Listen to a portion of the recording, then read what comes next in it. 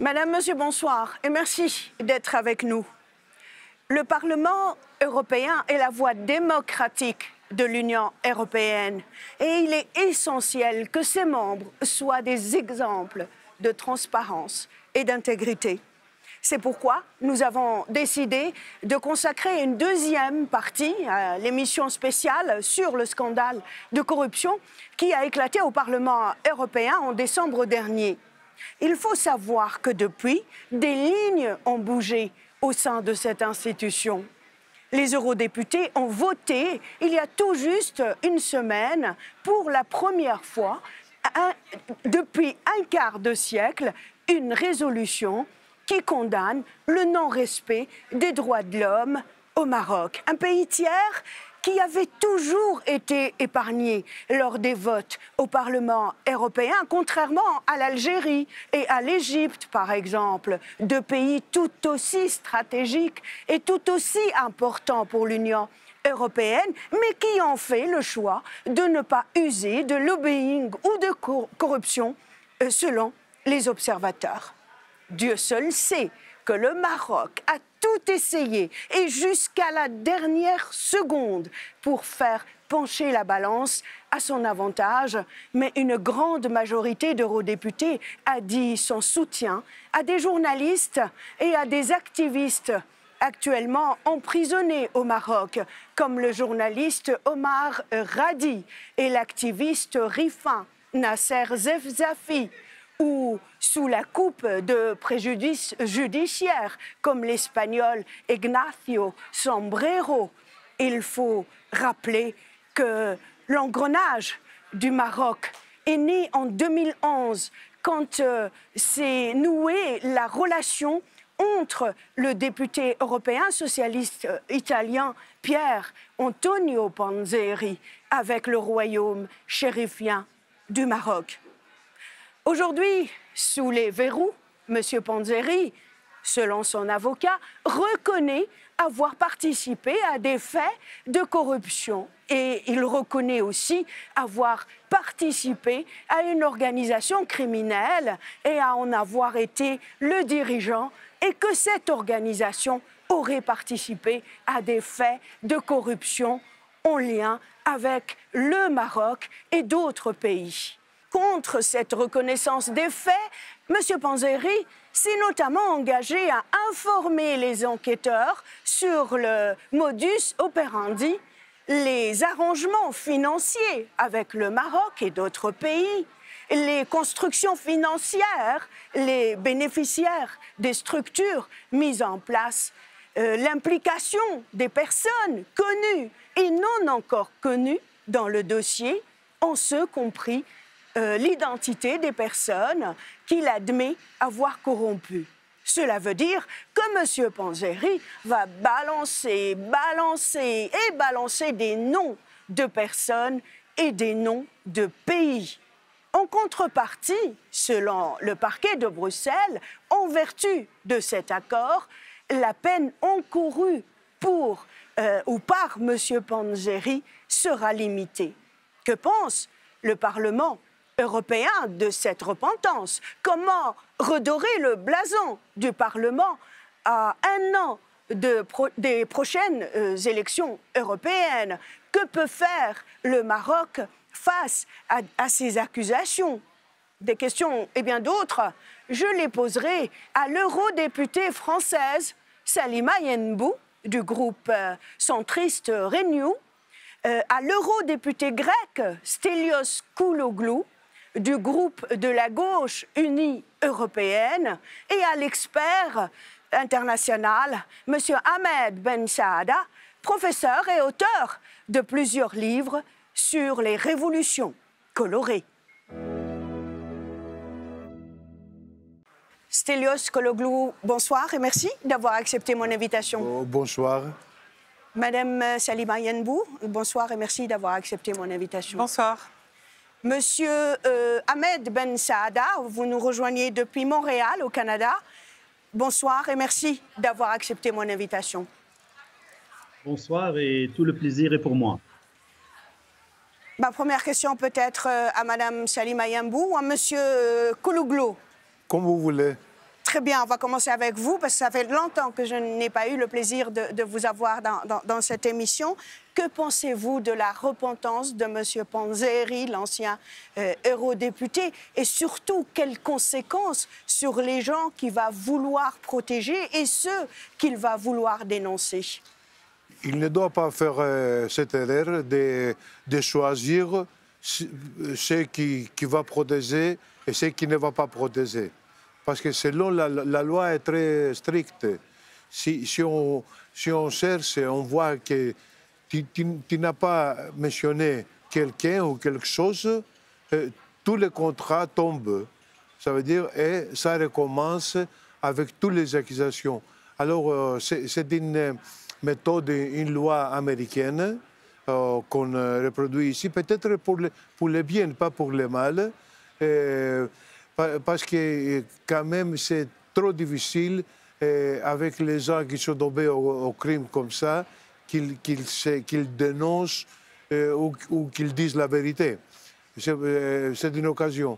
Le résultat, c'est qu'il y a pas mal de monde ici à Bruxelles qui ne dorment pas le soir en attendant les nouvelles confessions. Nous attendons beaucoup aussi de voir ce qui se passe. Et aussi, il y a pas mal de monde qui ne dorment pas ici au Parlement européen, parce que, à mon avis, plus ou moins, le Parlement européen a été touché, presque fini l'enquête dans le Parlement, sauf des surprises. Mais sinon, il y a des autres bâtiments européens à Bruxelles qui sont plus, qui s'inquiètent plus qu'ici, à ce moment-là. En l'occurrence, la Commission européenne, le Conseil européen. Madame Salima Yambou, est-ce que vous dormez le soir? Et qu'est-ce que vous pensez de cette repentance octroyée à M. Panzeri? Ah oui, je dors bien le soir. En tout cas, je dors bien tranquille et je n'ai pas peur de me regarder dans le miroir. De ce côté-là, il n'y a pas de souci. Alors, c'est vrai que c'est un concept qui n'existe pas en France, donc moi, je le connais à travers les films américains, pour être honnête, ce concept. C'est vrai qu'on peut questionner le fait que la repentance et la diminution de peine soient en contrepartie de révélation. Donc, pour moi, c'est un peu étrange comme concept. Cela dit, je pense que ça aura des conséquences aussi au Parlement, mais ailleurs. C'est que dorénavant, avec cette règle qui s'applique ici en Belgique, donc sur le lieu du Parlement, beaucoup de députés et autres se poseront la question de s'allier avec des gens qui pourraient un jour se retourner contre eux. Donc finalement, ça pourrait être quelque chose de bien. Même question à M. Ben Saada. Alors, cette technique, en fait, judiciaire est très connue en Amérique du Nord. Elle est très prisée par le monde anglo-saxon. Je sais qu'en Belgique, je pense que c'est la deuxième fois qu'elle va être utilisée.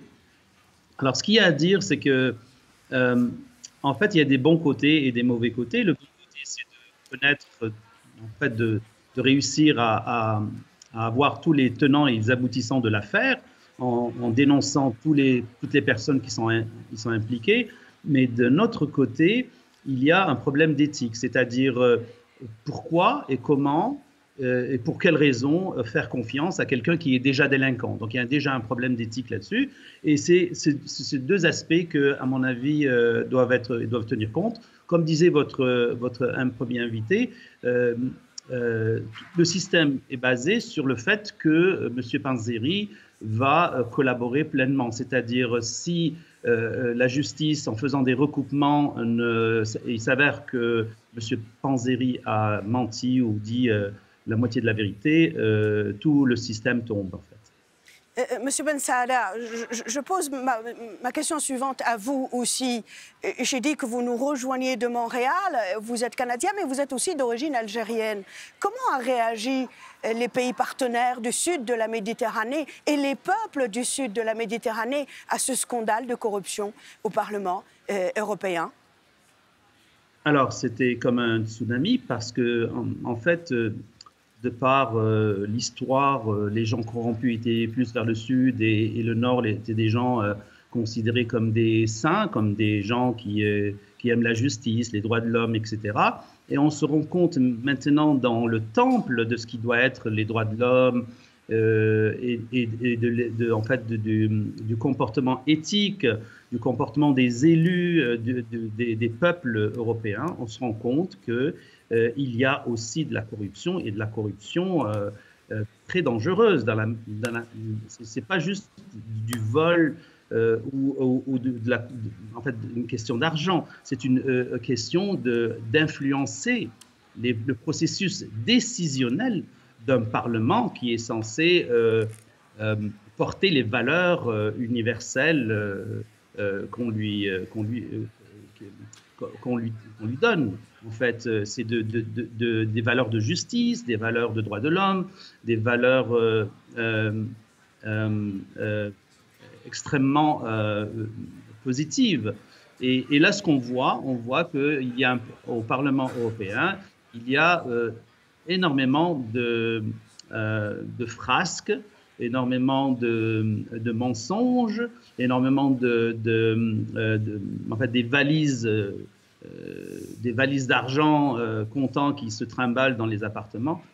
On trouve ça absolument odieux.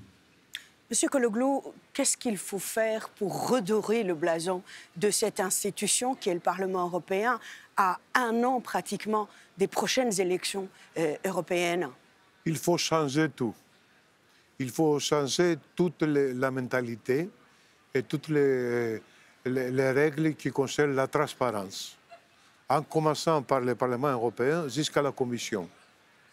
Par exemple, jusqu'à ce moment-là, nous demandons, et nous n'avons pas aucun élément concret, qu'est-ce qui s'est passé pour les achats, les négociations pour l'achat des vaccins entre le chef de Pfizer et Mme Ursula von der Leyen. À mon avis, il faut adopter une loi américaine, the Freedom of Information Act, une loi américaine qui oblige les responsables et la bureaucratie de donner aux journalistes toutes les informations nécessaires pour faire le boulot et pour la transparence des transactions entre les autorités européennes et aussi les instituts privés. Et en plus, il faut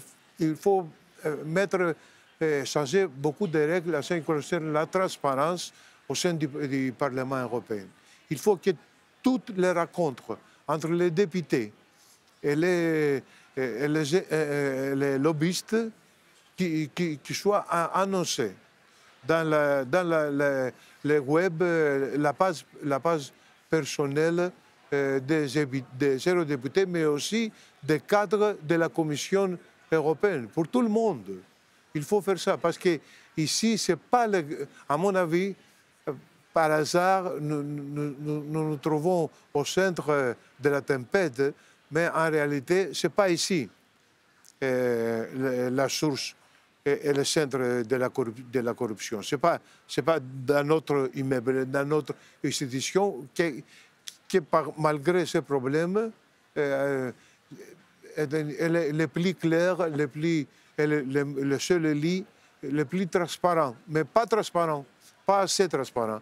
Il faut changer tout. Et ça, c'est la seule manière pour sauvegarder l'institution, le Parlement européen, et son image, et le redorer, encore une fois, le mettre en place comme institution démocratique, quoi. Madame Yembou, vous partagez l'avis de M. Kologlou? Ah oui, moi je pense que c'est une mauvaise chose, mais qui peut aboutir à de bonnes choses si on va au fond. Donc il faut d'abord laisser l'enquête et permettre à ce que l'enquête aille jusqu'au bout. Et l'idée, c'est de vraiment identifier les failles, là où il y a un problème, pour pouvoir trouver des solutions. Les solutions, elles ont été proposées en partie par mon collègue, elles ont été proposées par Mme Metsola. Mais nous, dans notre groupe, on essaie de pousser l'idée d'une haute autorité, comme ce qu'on a en France. C'est-à-dire qu'un député, lorsqu'il est élu, il déclare ses revenus, il déclare tout ce qu'il a, tous ses biens. Et à la fin du mandat, il doit faire la même chose, ce qui permet, alors ce n'est pas une fin en soi, hein, mais c'est un outil qui est assez intéressant et qui permet de voir s'il y a eu un enrichissement anormal pendant la durée du mandat. Et il faut savoir, par exemple, moi, à chaque fois que je reçois de l'argent ou que j'ai une entrée d'argent ou que je retire de l'espèce, ma banque m'appelle et il faut que je justifie ce que j'ai fait de cet argent. Et je parle de 1 000 €, je ne parle pas de grosses sommes. Évidemment. Donc, il y a vraiment tout ce travail à faire. Et vous avez raison, mon collègue a complètement raison, c'est qu'il faut dépasser le Parlement européen parce que, vous l'avez dit tout à l'heure, on est à 1 an des élections. Mais pour le citoyen qui n'est pas dans la bulle bruxelloise, le Parlement, la Commission ou le Conseil, c'est la même chose, c'est l'Europe. Et quand le Parlement est entaché, c'est toute l'Europe qui est entachée, toutes les institutions. Donc il va falloir aller beaucoup plus loin et aller fouiller un peu partout. Et on le voit avec des allégations qui sont relancées, mais on en reparlera tout à l'heure par les différents parlements marocains. Mais c'est de dire, la Commission est d'accord avec nous, donc on continue, nous, à travailler. On s'en fiche un peu de ce que fait le Parlement. Donc ça questionne tout ça, de se dire, il y a peut-être aussi, sans doute, un souci du côté de la Commission, que ce soit au niveau de Pfizer ou autre, mais en tout cas là-dessus. Madame Yenbou a évoqué la fortune des députés européens. Monsieur Kologlou, je rappelle que vous êtes un élu grec. 20 millions d'euros, c'est le montant de l'Office grec de lutte contre le blanchiment. Ils sont en train de rechercher cette institution. Cet office est en train de rechercher sur 2 comptes liés à votre collègue, madame et monsieur. Je veux parler de madame Eva Kaili. C'est un montant énorme, 20 millions d'euros. Est-ce que cela augure d'autres grandes découvertes dans les prochains jours, les prochaines semaines, les prochains mois? Je ne le vois pas. Je ne vois pas. Je pense que la plupart des gens qui ont été mêlés au scandale qui concerne le Qatar sont déjà découverts parce qu'ils étaient sous surveillance pendant des mois. Et s'il y avait d'autres mondes impliqués directement, on devrait le savoir. Par contre, en ce qui concerne un autre grand scandale, le scandale du Maroc, qui a affaire avec le Maroc, je pense que ça, c'est tout à fait ouvert. Et, vous savez, en plus, le scandale de Qatar a été découvert à propos, presque par hasard, parce qu'on cherchait le scandale marocain. Ah bon? On cherchait le scandale marocain. Le service, la France est très fâchée avec le fait que le service secret marocain surveillait même pas seulement le premier ministre français, mais le président français. Alors, apparemment, ils ont donné quelques informations. Dès que je connais, ils ont donné quelques informations au service secret belge pour qu'ils cherchent ce qui se passe avec les Marocains. Et finalement, ils ont cherché l'appartement de M. Panzeri. Ils ont trouvé beaucoup d'argent. Il passait au début qu'il s'agissait de l'argent marocain. On ne sait pas encore d'où venaient les premières 600 000 euros. On ne sait pas encore d'où venaient. Alors, il faut attendre un petit peu. Mais puis, après, on a finalement découvert le scandale de Qatar. Madame Kaili, elle est à son premier, deuxième mandat. Je n'ai pas eu le temps de vérifier. Je ne sais pas. Premier, mais en tout cas, premier mandat, est-ce qu'on peut avoir déjà 20 millions sur 2 comptes dans ce qu'on appelle des paradis fiscaux? Non. Madame Yenbou? Mais moi, ça m'échappe, ces sommes. J'avoue que je ne sais pas ce que ça représente. Enfin, vous le savez, j'étais professeur avant, donc c'est vraiment des sommes... Ça n'a pas de sens pour moi. Mais non, la réponse, c'est non. Les enquêteurs grecs vont aller jusqu'au bout dans cette affaire-là, singulièrement, Monsieur Kologlou? Ben, je ne suis pas si sûr que ça. Ah. Non. Il faut plutôt faire confiance aux institutions européennes qu'aux institutions grecques qui sont vraiment mêlées dans la corruption Et nous avons maintenant le scandale économique. Il y a un effort sans précédent de couvrir le scandale. Et tout ça, on ne voit pas que la justice fait son boulot. Ni la justice, ni la presse, ni les enquêteurs, ni la police, rien. Alors, il y a des officiers grecs qui font leur boulot très bien, mais en tant que sédition, il y a pas mal de séditions, il y a pas mal de problèmes. Monsieur Ben Saada, tout à l'heure, Monsieur Kologlou a évoqué un des pays remis en cause dans cette affaire, en l'occurrence le Maroc. Ma question est par rapport à votre pays d'origine. Qu'est-ce qui fait qu'un pays, en l'occurrence l'Algérie, refuse de monnayer le silence des eurodéputés pendant que d'autres jouent le jeu? Comment vous l'expliquez à nos téléspectateurs? Alors, l'Algérie, de par ses relations avec l'Europe, joue carte sur table. Et bien au contraire du Maroc, elle se fait souvent tirer les oreilles. Je vous rappelle par exemple qu'avant les présidentielles de 2019 qui ont succédé au Hirak, il y a eu une résolution du Parlement européen. Ensuite, en 2020, en même temps que le vote sur la Constitution, il y a eu une autre résolution condamnant les droits de l'homme, etc., en Algérie. Donc, en fait, le comportement du Parlement européen envers l'Algérie est totalement différent du comportement envers tout ce qui concerne le Maroc. Et l'Algérie, à ma connaissance, n'a jamais essayé de soudoyer quiconque, sinon il n'y aurait pas eu toutes ces résolutions contre elle à des moments très important de sa vie politique. Autre chose, l'Algérie porte des causes justes. Par exemple, son soutien au Sahara occidental est une cause qu'elle juge juste. Par exemple, son soutien irréversible pour la cause palestinienne est jugé par l'Algérie comme une cause juste. Vous comprenez? Et comme c'est un pays qui est issu d'une révolution, l'Algérie, quand je parle de l'Algérie, je parle aussi du peuple algérien. Il porte des causes justes, même si ça lui cause énormément de tort à l'étranger. Et en ce qui concerne ces résolutions, maintenant que le scandale de la corruption du Parlement européen, moi je suis vraiment en train de me demander si ces résolutions qui ont été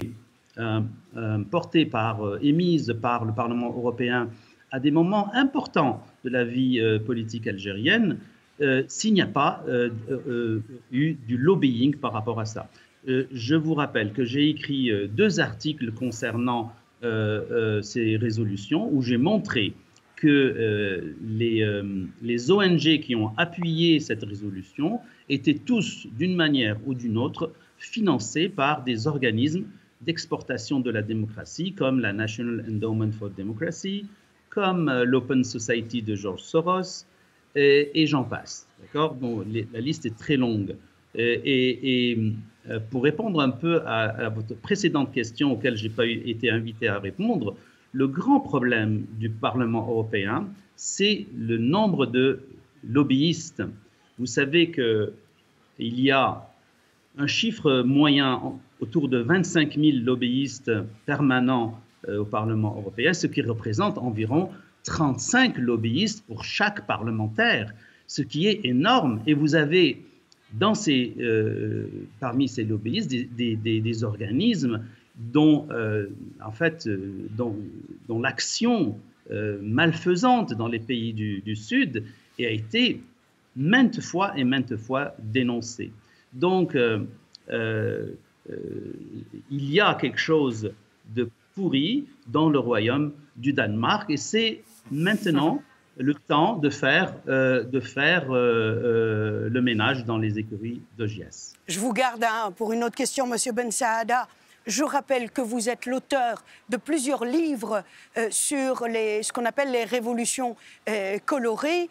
est-ce qu'il y a une corrélation entre les pays de la Méditerranée du Sud qui ont connu ces révolutions et qui ont un accord d'association avec l'Union européenne d'une part, et qui sont visés en même temps aussi par des résolutions régulières de la part du Parlement européen, et puis les autres auxquels on fiche la paix, qui sont tranquilles et qui n'ont pas aussi connu, bizarrement, des révolutions colorées. Allez-y, on vous écoute. Alors, ce qui m'avait étonné lorsque j'ai écrit mon article après la deuxième résolution du Parlement européen, c'est que j'ai trouvé en fait qu'il y avait une liste de 226 eurodéputés qui étaient considérés par la fondation Open Society de Soros, considérés comme fiables pour l'Open Society. 226 sur 751, ça représente 30% des eurodéputés. C'est-à-dire, ces eurodéputés sont fiables, c'est-à-dire qu'ils poursuivent une politique qui est similaire à celle de l'Open Society.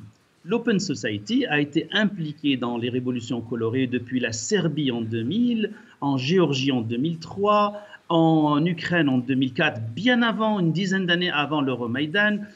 On les retrouve dans la formation des cyberactivistes arabes en 2007, 2008, 2009, bien avant le printemps arabe. Donc, l'Open Society déverse des sommes énormes pour justement déstabiliser des pays ou pour les rendre ouvertes, c'est-à-dire où le commerce peut se faire de manière très facile ou de manière, disons, suivant un modèle néolibéral. Et donc, toute cette politique-là va dans le sens de la démocratisation prônée par les États-Unis dans la région, par exemple, dans la région des ex-pays de l'Union soviétique, comme la Serbie, la Géorgie, l'Ukraine, etc., mais aussi dans ce qu'on appelle la région MENA, c'est-à-dire Middle East and North Africa, la région des pays arabes, où il y a eu ce qu'on appelle, entre guillemets, le printemps arabe, et où les régimes ont été... il y a eu une volonté de changer de régime, et nous constatons malheureusement actuellement que tous ces pays sont dans un état lamentable, dans un chaos total. Monsieur Kologlou, vous voulez réagir Je ne partage pas toute l'analyse de notre interlocuteur. Je pense que les révolutions du printemps arabe étaient de vraies révolutions. On sait bien que la finale n'est pas ce qu'on attendait. Peut-être c'est pire qu'avant. Mais ça se passe toujours ou quelquefois avec toutes les révolutions, n'est-ce pas? La Révolution française ou bien mais quand même, je pense qu'on ne peut pas conclure que cette révolte dans tous les pays concernés était le résultat d'une manipulation ou même d'un financement d'une organisation étrangère. Je pense qu'il s'agissait de vrais mécontentements des populations locales parce qu'ils souffraient de la manque de la liberté et aussi de la manque des besoins. Je demanderai tout à l'heure à M. Ben Saada de réagir, puis vous avez tout le droit de ne pas être d'accord avec lui. Madame Salima Yanbou, M. Ben Saada a évoqué George Soros. Je rappelle que c'est un multimilliardaire américain qui finance notamment cette grande ONG internationale qui s'appelle Open Society. M. Ben Saada, et je parle au conditionnel, pense qu'elle corrompt, ou elle essaie de corrompre aussi des députés européens. Écoutez, en tout cas, cette affaire qui était encore en cours montre une chose, c'est que plus rien n'est impossible. Donc moi, je ne pourrais pas me positionner par rapport à cette ONG particulièrement.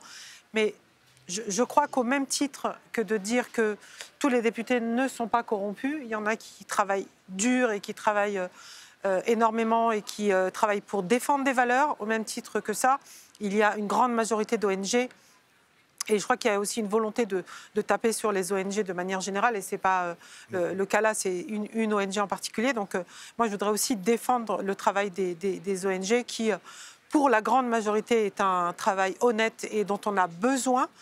Et voilà, il y en a certaines, sans doute, qui sont un peu pourries, comme des députés qui sont un peu pourris. L'idée, c'est de ne pas les laisser contaminer le reste du panier et de faire le ménage aussi là-dessus. Et on peut aller jusqu'aux ONG. Tout à l'heure, on parlait de la commission du Parlement et du Conseil, et pourquoi pas aller fouiller aussi, et notamment avec Fight Impunity, qui est aussi une ONG construite de toutes pièces pour blanchir, en tout cas selon les propos des journalistes du soir, en l'occurrence, ou de Spiegel aussi qui en parle. Donc rien n'est impossible, je crois, maintenant, et je pense qu'il faut aller jusqu'au bout. Par contre, je partage complètement, moi je ne pense pas que les peuples, quels qu'ils soient, ont besoin d'être poussés par qui que ce soit pour aspirer à des libertés, à un minimum de respect des droits humains dans le pays dans lequel ils vivent. Et je pense que ce serait presque insultant que de penser ça, mais ça m'appartient. Voilà. Très bien. Monsieur Kouloglou, quand le scandale de corruption a éclaté au Parlement européen, on a parlé d'emblée de Qatargate. Et puis, on découvre que le Maroc est beaucoup plus impliqué que ce petit pays qui est le Qatar. Et puis, des journalistes européens, en général, ont commencé à sortir d'autres pays. On a parlé de la Russie, on a parlé du Rwanda, on a parlé d'Israël, on a parlé de la Mauritanie. Il paraît qu'il y a des eurodéputés via Fight Impunity qui vont vers des ambassadeurs d'un certain nombre de pays bien connus pour leur expliquer comment ça marche. Et ça a été le témoignage du partenaire de Mme Kaili, l'assistant parlementaire qui s'appelle Giorgi, Francesco Giorgi. Ma question, est-ce que vous pensez que d'autres pays vont encore sortir du chapeau de Michel Claes, le procureur du roi belge? Je ne sais pas. Je ne peux pas dire. Ça, c'est la question de 1 million d'euros. Je ne sais pas. Ce qu'il faut faire de toute façon, selon moi, c'est de changer rapidement et radicalement l'ambiance de la tolérance envers les scandales, avec ce que moi j'appelle la micro-corruption, les négociations en coulisses, les accords entre les groupes politiques qui n'ont rien à voir avec la vraie politique, mais que c'est pour la partition des différents postes et tout ça. Ça doit changer parce qu'on savait déjà, je pense, sur votre question, on savait déjà que ça passe quelque chose avec le Maroc, non? Il y avait beaucoup de monde qui pensait, mais qu'est-ce qui se passe ici? Pourquoi? Mais on les tolérait, ça. Et il n'y avait pas une grande réaction de la part de ce qu'il fallait faire, vous voyez. Ça c'est le problème. Et ça vient plutôt des partis de la droite. Parce que même pendant quand on a finalement avec Qatar, quand on a proposé, nous avons proposé de voter une résolution sur Qatar, avec ce qui se passe, avec l'évaluation des droits des travailleurs, des femmes et tout ça. Et la droite a dit non, on voulait pas, la droite ne voulait pas qu'on vote une résolution. Ça a commencé. Et ça, et en plus, voter pour la libéralisation des visas de Qatar. Et avec le Maroc, la semaine dernière, on a voté la révolution sur le Maroc et aussi la droite s'est abstenue. Qu'est-ce qui se passe ici? Nous avons voté une résolution qui condamnait l'emprisonnement d'un journaliste marocain.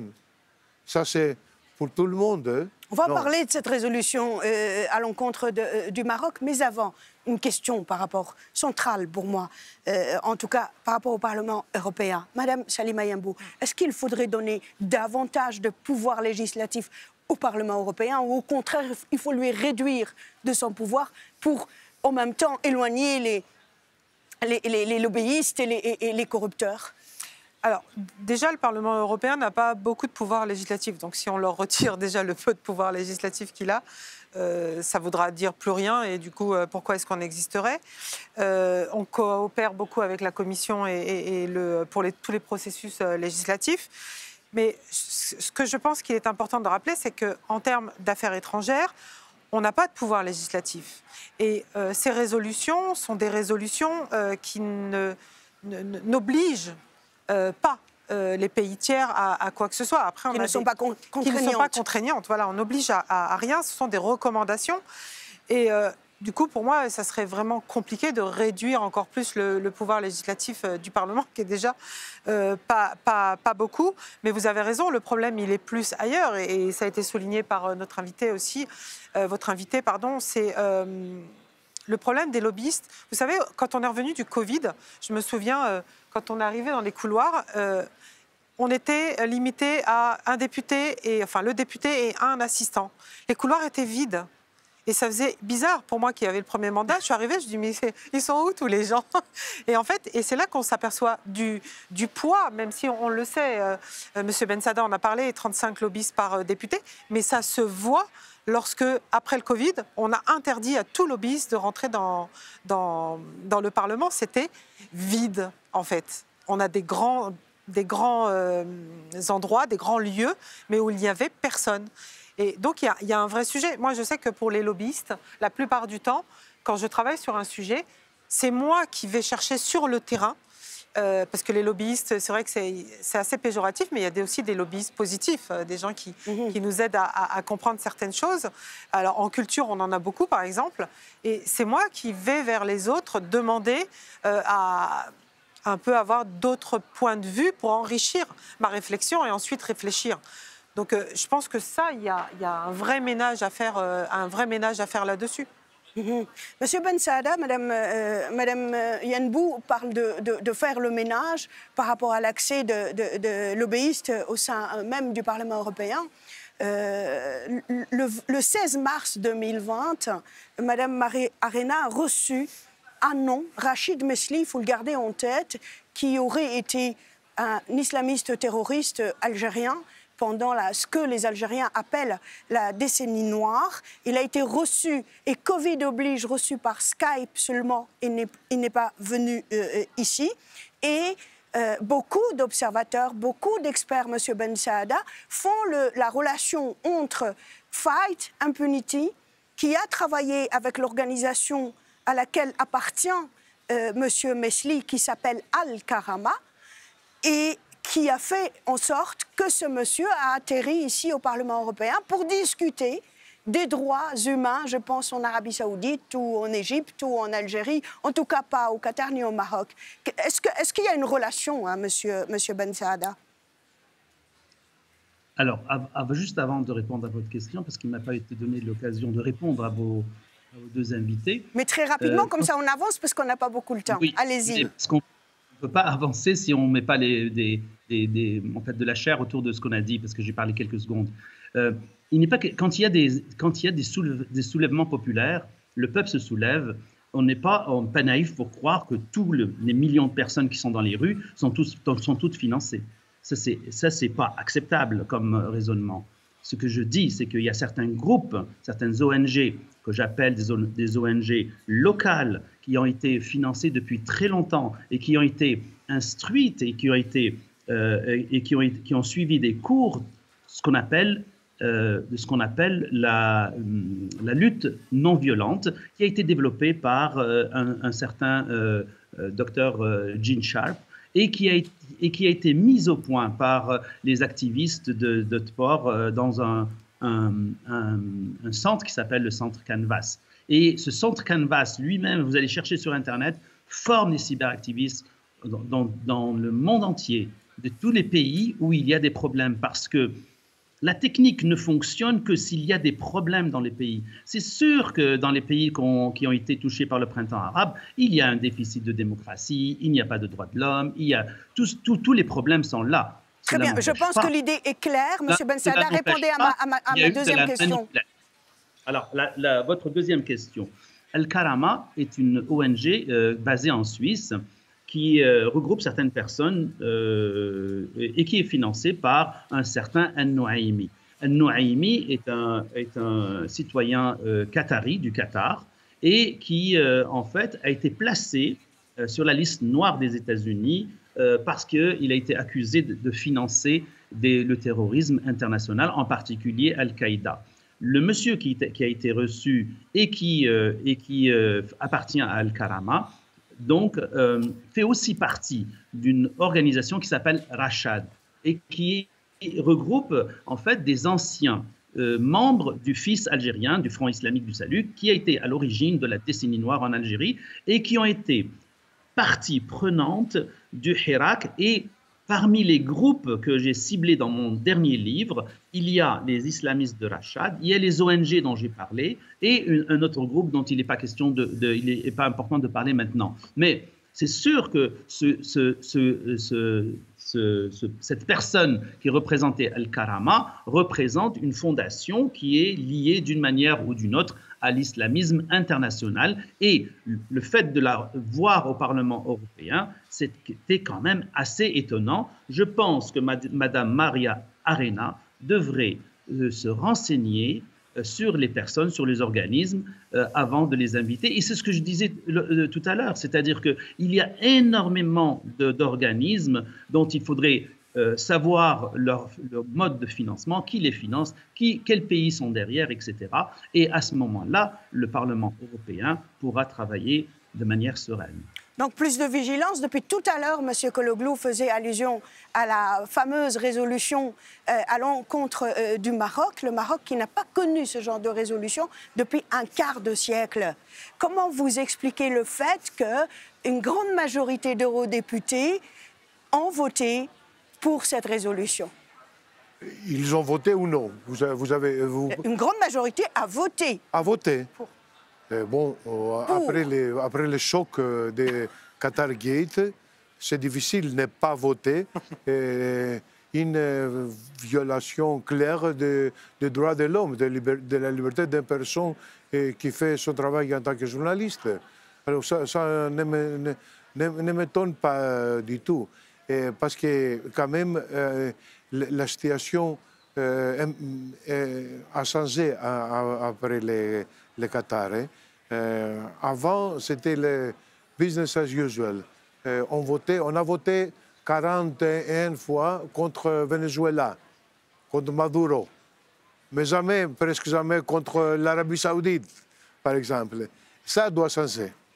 Les deux mesures de poids, c'est pas un Parlement européen propre de son nom et de sa réputation. Vous voyez?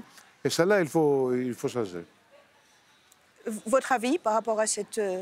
Alors, 25 ans sans résolution. Moi, je sais quand je suis arrivée et que la zone sur laquelle je travaillais, c'était la Méditerranée, forcément, il y a des choses qui...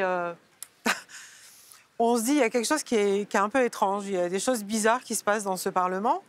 Et concernant le Maroc et Israël, par exemple, on m'a dit, mais tu pourras faire ce que tu veux, il n'y a pas eu de résolution et tu n'y arriveras pas et il n'y en aura pas. Donc, du coup, le Qatar Gate a fait qu'on en a eu une. Pour la résolution qui a été votée, il y a quand même un tiers, je crois, de députés qui n'étaient pas là à cause des grèves à Strasbourg. Mais bon, ça, c'est une petite chose, une petite parenthèse.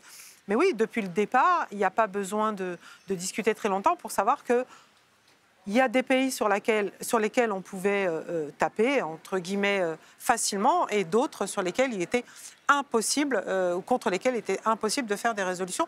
Et en l'occurrence, le Maroc et Israël en font partie. Vous pensez que désormais c'est fini, c'est derrière tout ça? Je pense que là, oui. En tout cas, je l'espère. Avec le Maroc, oui. En tout cas, avec le Maroc, oui. Il y a encore un peu de travail à faire pour d'autres pays. mais je pense que les gens vont être un peu plus frileux. Et je crois que c'est aussi la responsabilité de tous les citoyens d'aller voir. Les votes sont publics. Et quand on va voir les votes, on comprend parfois beaucoup de choses.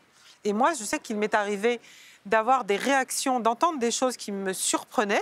Et après les votes, j'allais vérifier que je ne m'étais pas trompée pour telle et telle personne en regardant justement les votes. Et du coup, on comprend très vite. Mais on n'a pas de preuves. Et puis, ce n'est pas mon travail.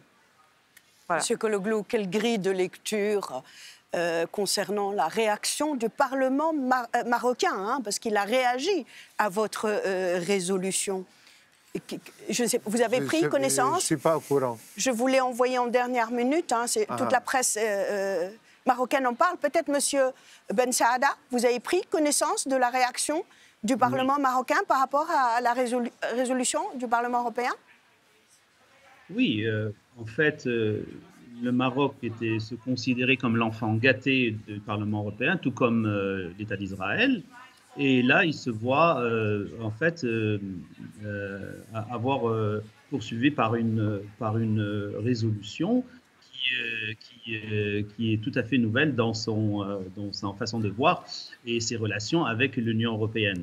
Et donc, à mon avis, la réaction du Parlement marocain est naturelle parce que le Parlement cherche à se justifier et tout ce que je lis actuellement qui vient du Maroc tend à nier toutes les accusations de corruption, etc., comme c'était le cas il y a 1 an ou 2 avec l'affaire Pegasus, par exemple. Ils ont toujours nié, alors que les preuves se sont accumulées.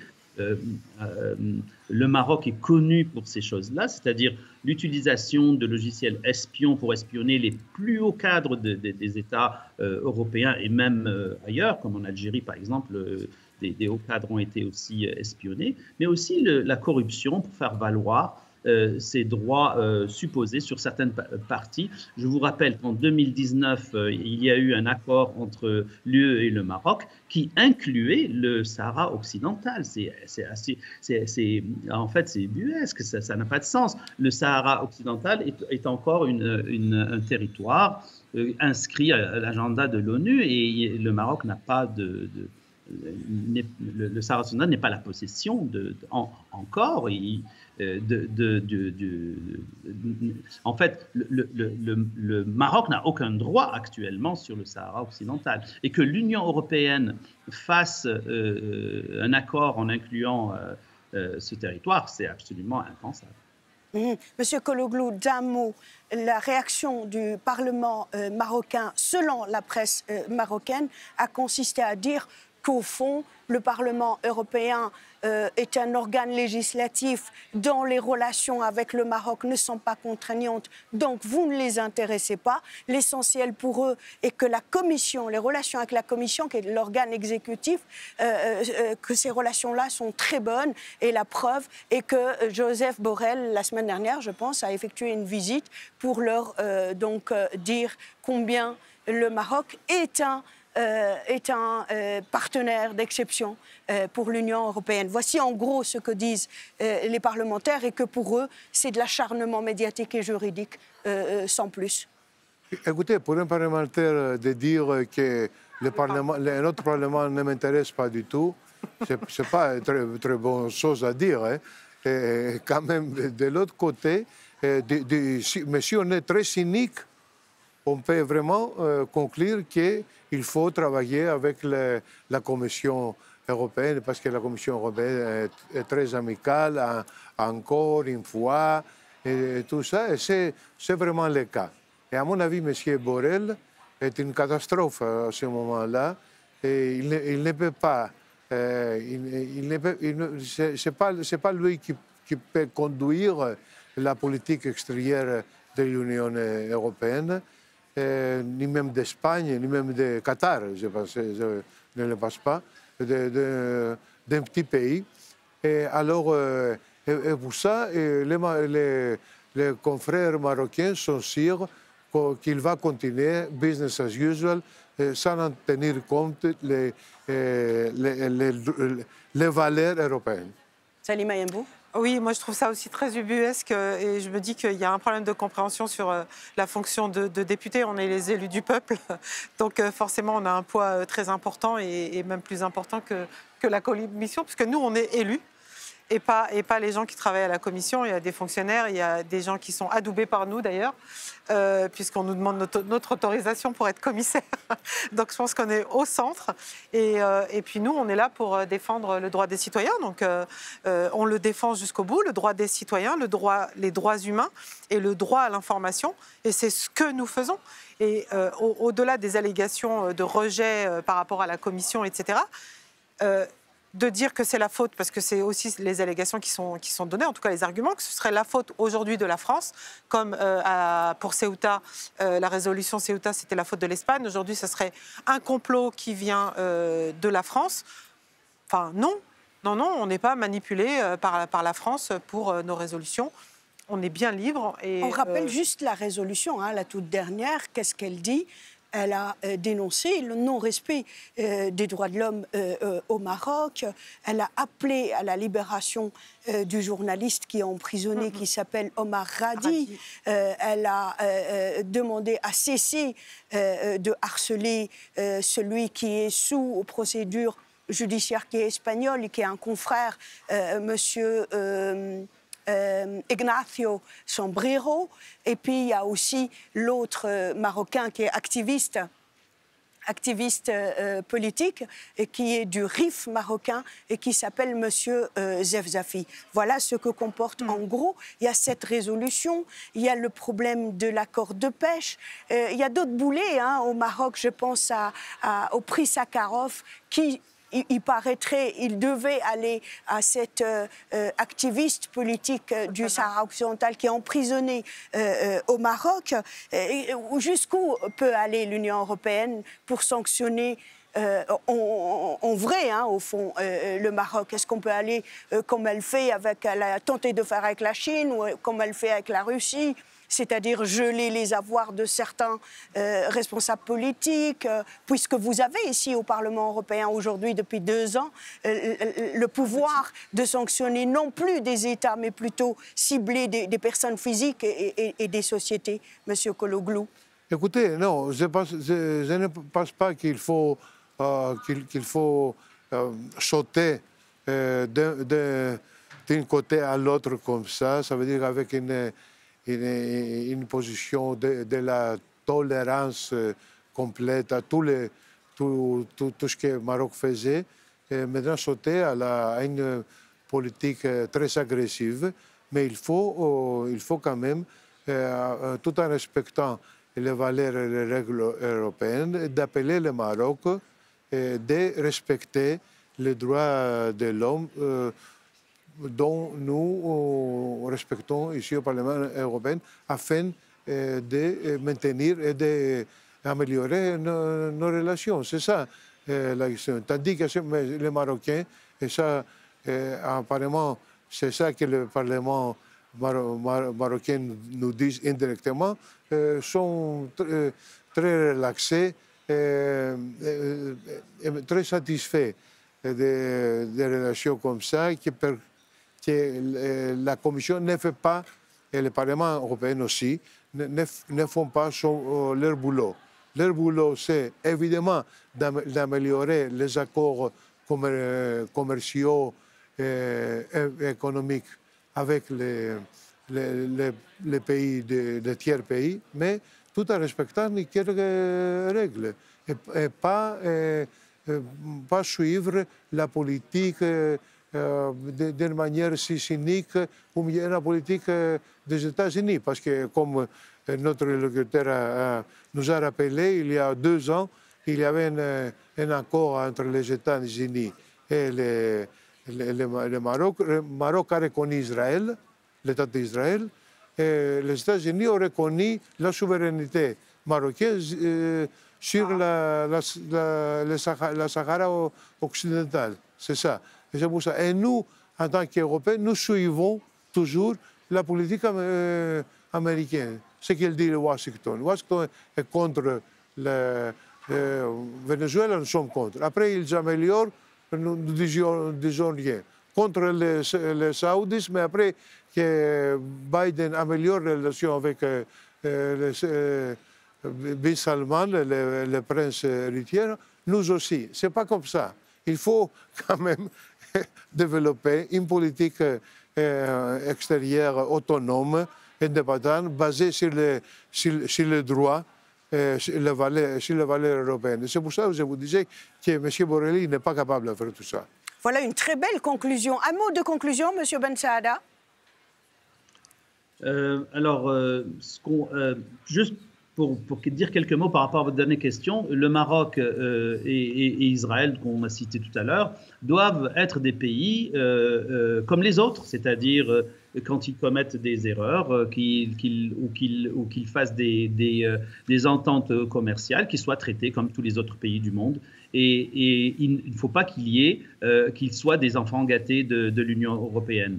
Et je voudrais dire un mot qui me tient à cœur, c'est que en fait, il y a eu 3 ONG qui ont été impliquées. Il y a Fight Impunity, No Peace Without Justice, et il y a une autre ONG qui a été impliquée dans ce scandale, qui est Euromeda. Euromeda est une ONG qui est financée par le Maroc, mais ce qui est intéressant, c'est que elle est mêlée à un cabinet de conseil qui s'appelle Hill & Knowlton. Et Hill & Knowlton, en 1990, c'est eux qui ont pensé l'histoire des couveuses koweïtiennes, c'est-à-dire cette fameuse histoire que des Irakiens au Koweït tuaient des bébés, etc., dans des couveuses. Et c'est la même compagnie, cette compagnie Hill & Knowlton, a reçu 10 millions de dollars de la part du gouvernement koweïtien. Et cette même compagnie, on la retrouve de mèche avec le gouvernement marocain. En fait, les journalistes disent que juste en 2016, le montant d'argent entre le gouvernement marocain et Knowlton était de 300 000 $, et ça n'a jamais cessé. En fait, le Parlement européen ne regarde pas l'histoire.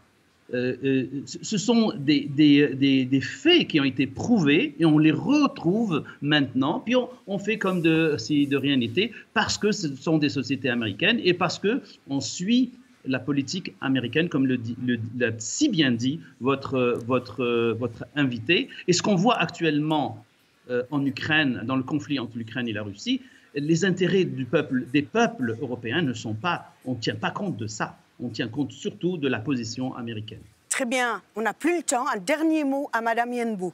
Alors, moi, je pense que la prochaine étape, après toute cette déception, c'est d'appliquer les mesures, d'aller très loin, et puis d'aller rétablir le lien de confiance entre les citoyens, les élus européens, mais aussi avec les pays tiers, parce que ça va être compliqué de parler de droits humains avec des pays tiers, avec ces casseroles.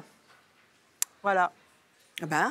J'ai été très sincèrement ravie de vous avoir dans cette émission.